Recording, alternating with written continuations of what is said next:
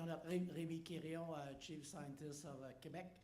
And as part of my job, like I'll mention tomorrow, what we call intersectorial research is one of the priorities, so interdisciplinary.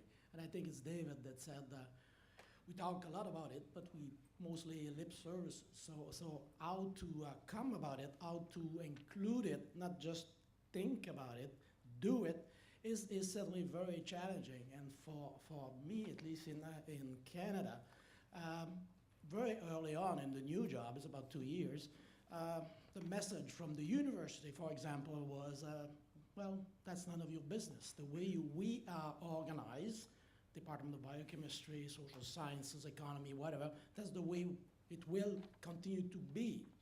So we need probably to work together, a body like that, coming from international type of organization, maybe saying, well, the world has changed a bit. And we need maybe to change a little bit also the training that we offer to the new generation. And I think the new generation, there is not so many in the room here, are ready for that. They don't care about biochemistry over music. They want to combine both in some program. So we need to be able to offer that to them in the future. And we're not doing a great job there yet. Kate Wilson, I'm from New South Wales in Australia. I'm effectively the chief scientist within the Environment Agency there. And also, like David, we have quite a strong, only about 10% of the size of you, but we've got about 200 internal scientists. So I wanted to make a couple of points, perhaps supporting some of the things that Peter and the other panelists have been making.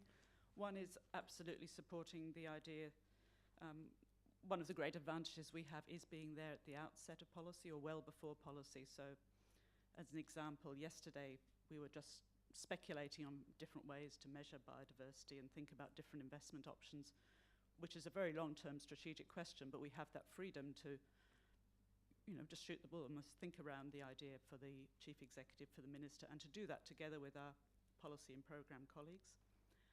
A second point is the point you've made about demand management. So in New South Wales, we've put a massive amount of effort into working with the policymakers and also national parks and the people delivering on-ground programs to get them to think strategically. And every year we plan out what are their knowledge needs, their ongoing ones, but also the future ones. So if we know there's a legislative review coming, we start to think well ahead of any external advisory bodies what's going to be needed.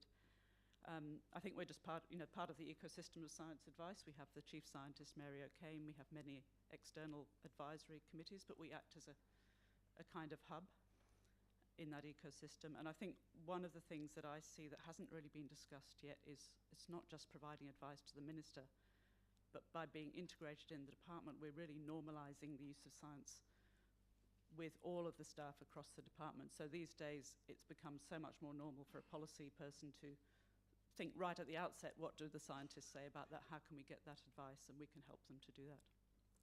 Thank you.